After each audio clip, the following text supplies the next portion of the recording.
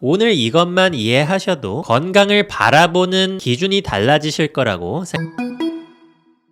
네, 여러분 안녕하세요. 위장을 치료하는 김상태 원장입니다. 우리가 사실 잘 먹고 잘 자면 건강이 나빠질 일은 별로 없습니다. 그런데 아무래도 잘 먹지 못하다 보면 만성적인 질환이 생길 수밖에 없겠죠. 그런데 잘 먹고 싶어도 잘 먹지 못하는 분들이 바로 만성 위장병이 있는 분들인데요. 자주 체하고 툭하면 배 아프고 설사하고 아니면 변비 오고 목 이물감 생기고 체하면 막 두통까지 오고 신물 역류하고 이런 분들은 도대체 뭐가 문제일까요?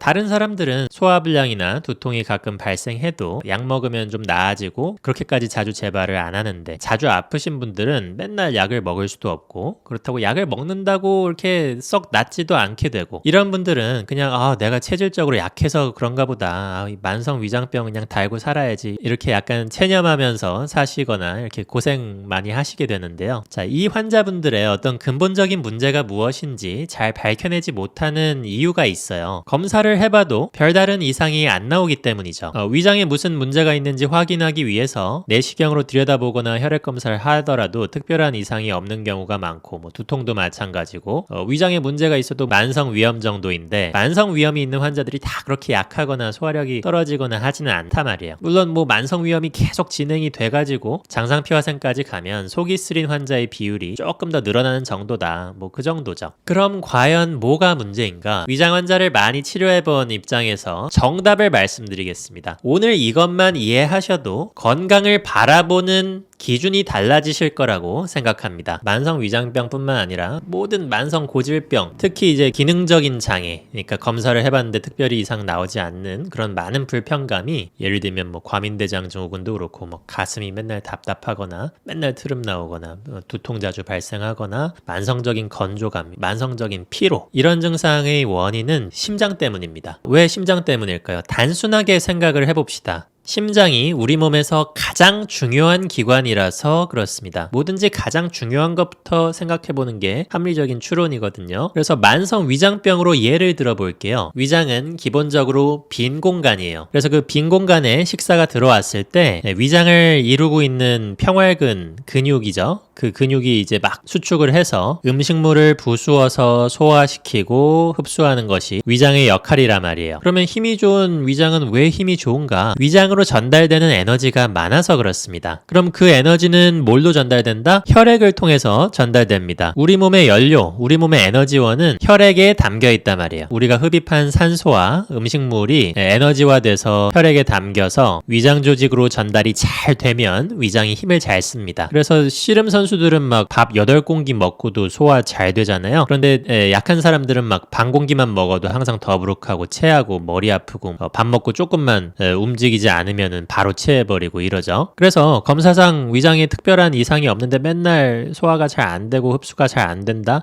아니면 소화 흡수는 잘 되는데 어디 몸에 이렇게 영양 공급이 제대로 안 되는 것 같다? 그러면 위장에 문제가 있는 것이 아니고 근본적으로 심장에서 혈액을 뿜어내서 위장 조직, 우리 몸의 구체적인 그 조직에 혈액을 전달해주는 혹은 혈액을 통해서 받아서 진액을 형성시키는 그 과정에 문제가 있는 거예요. 만성 기능성 위장병에 위장은 아무 문제가 없습니다. 다른 부위의 기능성 장애, 검사상 특별한 이상이 없는데 발생하는 모든 불편감도 마찬가지예요. 만성적인 건조감이나 그거 검사한다고 뭐가 나오나요? MRI, CT 다 찍었는데 특별한 이상이 없는 두통, 만성적인 변비, 입 마름, 눈 건조, 자주 쥐나고 소변 불편감 이런 증상들은 기본적으로 그 부위에 정상적으로 혈액과 진액이 공급되지 못해서 발생을 합니다. 그래서 만성 위장병의 경우도 소화제를 아무리 먹어도 해결이 되지 않고요. 오히려 소화제 성분이라는 것이 위장에 소화 흡수가 오래 걸리면서 적체된 그런 음식물을 빨리 제거해주고 거기서 나온 가스, 습기 같은 거죠. 그거를 싹 말려주는 쪽으로 세팅이 되어 있다 보니까 근본 치료에는 아무 도움이 되지 않아요. 오히려 자주 쓰다 보면 이제 위장이 건조해지고 위점막이 나중에는 이제 막 변성이 일어나서 점막의 위축이나 장상피화생 같은 것도 나타나게 되죠. 그래서 이런 만성 위장병 해결하려면 소화제 먹어서는 이미 해결이 안 되는 거예요. 소화제는 1년에 한두 번 취하는 사람이 먹는 거고요. 만성적인 위장병에는 아까 말씀드린 방식대로 심장에서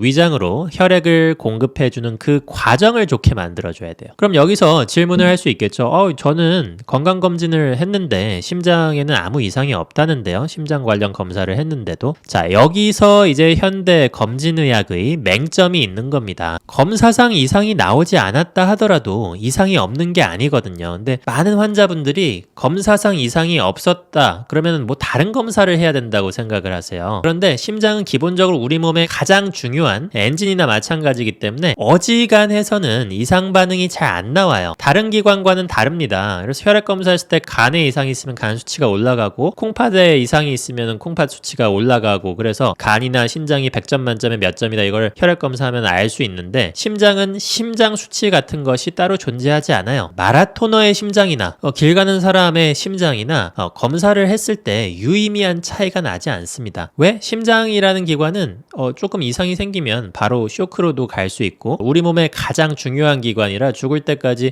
안정시 기준으로 한 분당 72회 전후로 뛰다가 망가지면 죽게 되는 그런 기관이란 말이에요. 심장이 약해졌다고 분당 72회 뛰던 심장이 갑자기 막 10회, 20회만 뛰지 않습니다. 정말 죽기 직전에만 그러겠죠? 그래서 애초에 의학적인 검사로는 이 심장이 기능이 약해진 것을 밝혀내기가 굉장히 어렵다. 그러면 심장이 약해진 것을 뭐를 통해서 알 수 있느냐? 너무 쉬워요. 제가 지금부터 심장이 약해졌는지 알 수 있는 그런 증상들을 나열을 해드리겠습니다. 자, 이 증상들을 한번 보십시오. 쉽게 체하고 만성적인 소화불량이 있다. 만성입니다. 만성. 가끔 체하는 거 말고요. 이 이유는 아까 설명을 드렸죠. 그 다음에 항상 가슴이 답답하다. 가슴 답답하다고 검사했는데 이상이 별로 안 나와요. 그렇지만 가슴 답답하다는 건 무엇이냐? 심장이 약해지면은 심장은 심장 나름대로 전신에 혈액을 잘 보내주려고 용을 쓰게 돼요. 그래서 막 어떻게 하면 더 잘 혈액을 공급할 수 있을까 하면서 얘가 힘을 더 들이고 애를 쓰는데 그것이 이제 우리 몸에서는 가슴 쪽에 답답함으로 나타나는 겁니다. 심장도 얼마나 답답하겠어요. 그죠? 자, 그리고 만성 피로가 있습니다. 우리 몸의 기운이라는 것이 결국은 혈액이 산소, 당 전해져가지고 발생하는 건데 심장이 약해져서 그 혈액이 구석구석까지 잘 전달이 안 되면 당연히 피로하겠죠. 심장이 약한 분들은 커피를 마시면 불편감이 발생하기가 굉장히 쉬워요. 가슴이 답답하거나 울렁거리거나 두근거리거나 두통 발생하거나 속쓰리거나 이런 증상이 카페인이 심장에 가서 작용하기 때문에 심장이 약하면 카페인이 조금만 들어가도 불편감이 발생하기 쉽고 당연히 불면도 일반인보다 훨씬 더 쉽게 발생합니다. 정말 조금만 마셨는데 막 심장이 두근거려서 며칠 밤을 못 잤다 이러면 심장이 당연히 너무 취약한 거죠. 또 다른 특징은 피곤해도 잘 쉬질 못합니다. 피곤하면 푹 쉬어서 회복을 해야 되는데 심장이 약하면 이 긴장을 잘해요. 심장은 정서와 굉장히 밀접한 연관이 있어서 심장이 약해지면 불안 증세가 생깁니다. 그래서 너무 피곤하면 심장이 불안해하니까 피곤하면 쉬어야 되는데 쉬질 못하는 거예요. 몸에서 위기 상황이라고 판단해서 계속 항진을 시킵니다. 그래서 불면증이 잘 오고 피곤하면 더 못 잡니다. 스트레스에도 굉장히 약할 수밖에 없게 되죠. 스트레스 저항도가 떨어진다는 얘기입니다. 그 다음에 한숨을 자주 쉰다. 한숨을 자주 쉬는 이유는 심장이 약하니까 심장에 산소를 더 많이 공급시켜 주려고 이렇게 자주 하게 된다는 거예요. 근데 그렇게 들이쉬어도 깊게 숨이 안 들어갈 때가 있어요. 따뜻한 혈액을 전신에 공급을 해주는 능력이 떨어지다 보니까 추위를 잘 탈 수밖에 없습니다. 근데 이제 이게 나중에 진행이 되다 보면은 혈액 공급이 만성적으로 안 되다 보면 진액도 고갈되기 때문에 그 진액에서 머금고 있는 열이 나중에는 뜨게 돼요. 그래서 원래는 추위 잘 타던 사람인데 나중에는 열이 막 얼굴로 뜨게 되고 오히려 더위를 잘 타게 되거나 입으면 더웠다가 벗으면 춥고 이런 증상들이 잘 나타나게 됩니다. 그런 증상들이 일반적으로 여성분들의 갱년기 때 좀 나타나는 증상으로 알려져 있잖아요. 근데 그것이 갱년기 증상이라기보다는 일종의 진액 부족으로 인한 노화 현상인데 특히 갱년기 때 약간 가속화돼서 나타나기 때문에 그런 증상이 나타나는 거예요. 정말 심장이 약하고 진액이 부족해지면은 젊었을 때도 그런 증상들 나타나는 환자들 굉장히 많아요. 남자들도 물론이고요. 그리고 손발에 땀이 굉장히 잘 납니다. 특히 손에 많이 납니다. 긴장하면 우리가 손에 땀을 준다. 긴장 긴장할 때 이런 표현 쓰잖아요. 누구나 긴장하면 손에 땀을 쥐게 됩니다. 심장이 약하고 쉽게 긴장하는 사람들은 항상 손에 땀이 나게 돼 있어요. 자, 그리고 이제 웨이트 트레이닝을 열심히 한 다음에 오히려 건강이 나빠진 적이 있어요. 제가 이거 영상으로 따로 만들어서 올린 적이 있는데 왜 그러느냐, 보통 체위를 바꿔서 용을 쓰는 운동을 하잖아요. 웨이트를 하면 심장은 그렇게 체위가 바뀐 상황에서 과도하게 힘을 주면 무리가 오기 쉽습니다. 왜냐면 평소에 있던 자세와 다른 자세를 취한 상태에서, 그러면 그 자세에서 전신의 혈액을 보내야 되는데 무거운 걸 들은 다음에 막 흡 하면서 숨을 참아요. 산소까지 차단을 해버립니다. 용 쓰느라고. 그러면은 그때 그런 운동을 좀 과하게 하면은 심장이 너무 놀래서 긴장을 해서 어떤 만성적인 피로감과 위장장애, 가슴 답답한 증상이 나타나기 쉽습니다. 저도 예전에 이런 적이 있었습니다. 자, 그 다음에 또 특이한 게 있는데, 이런 자세를 잘 취해요. 이런 자세. 두 손을 누워있을 때 두 손을 가슴에 이렇게 모으는 자세. 이게 제가 침노로 들어가면 환자들이 이런 자세를 취하는 환자들이 많아요. 제가 이런 환자들을 주로 많이 보기 때문에 유독 많이 봅니다. 왜 이렇게 하느냐? 무의식 중에 그러는 거예요. 심장이 약하면 남들보다 쉽게 두근거리고, 평소 두근거리지 않더라도 이렇게 두 손을 가슴에 모아주는 형태의 누워있는 자세를 취함으로써 심장을 조금 안정시키려는 시도를 무의식 중에 하는 거예요. 이렇게 했을 때 편한 거예요. 나도 모르게. 근데 이제 환자분들은 뭐 자신들이 누워있을 때 이런 자세를 평소에 자주 취한다는 것도 잘 인식하지 못하시기도 하죠. 이게 무의식 중에 하는 행동이라서. 누워있을 때 이런 자세를 자주 취한다, 조금 심장의 기능이 약해졌다, 이렇게 보일 수도 있습니다. 자, 그래서 오늘 이렇게 다양한 증상들을 나열을 해드렸어요. 심장이 약해졌다는 것을 우리가 꼭 수천만 원짜리 수억짜리 기계를 통해서만 알 수 있는 것은 아니에요. 오히려 그런 기계들은 특정한 의학적 상황이 발생했는지를 판별해내는 기계인데, 심장이라는 기관의 특성상 이거는 심각한 고장은 잘 안 나는 기관이에요. 심각한 고장이 나면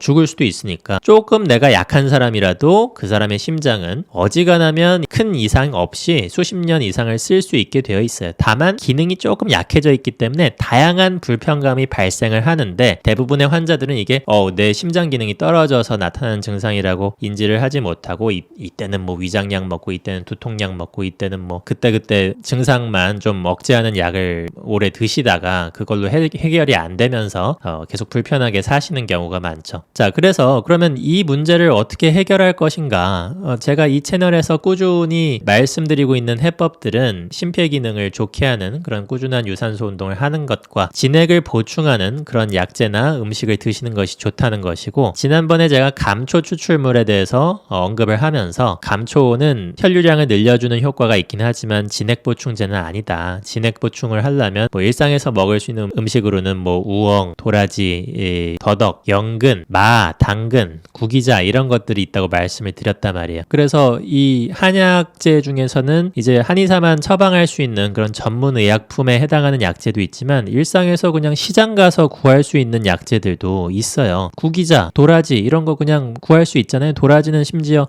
약인지 모르는 분들도 있어요. 그냥 음식이라고 생각을 하지. 그러니까 약성이 약한 약과 음식의 중간 정도라고 보시면 되죠. 우리가 회 먹을 때 먹는 깻잎, 그것도 소엽이라는 약재고, 우리가 평소에 먹는 음식 중에 약으로 쓰는 것들이 굉장히 많단 말이에요. 그래서 오늘 아까 그런 약재들을 말씀드렸는데, 그래서 다음 시간엔 제가 구기자를 아예 그냥 영상을 만들 거예요.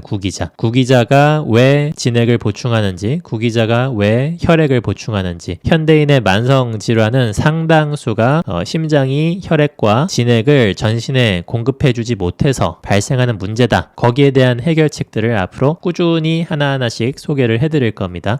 근데 이제 제가 아까 말씀드린 약재들은 뭐 이렇게 먹는 법이 따로 정해져 있는 것이 아니에요. 그래서 이 영상 보고 바로 평소에 그런 약재들을 더 많이 드시면 돼요. 제가 이제 영상을 통해서 뭐 차로 달여 먹는 법, 뭐 어떻게 하는 법 설명을 드리겠지만, 그냥 평소에 드셔도 됩니다. 그러니까 유통이 되고 있는 거잖아요. 저는 대학 다닐 때 몸이 약하다 보니까 그 보온병에 따뜻한 물을 담아서 그 연근을 좀 썰어가지고 거기 넣어놨어요. 그러면 하루 종일 거기에 차처럼 우려 나와가지고 그 물을 마시고 그랬는데, 이제 몸이 약하고 그런 분들은 이런 방식으로 몸을 보충할 수 있겠죠. 다 정성입니다. 다 정성이 필요해요. 만성질환 나으려면은 아주 오랜 시간 가랑비에 옷 젖듯이 차근차근 매일매일 하는 정성 같은 게 좀 필요합니다. 자, 오늘 영상 잘 보셨나요? 좋아요, 구독, 알람 설정 부탁드리고요. 이상 잠실의 진료실에서 김상태 원장이었습니다. 감사합니다.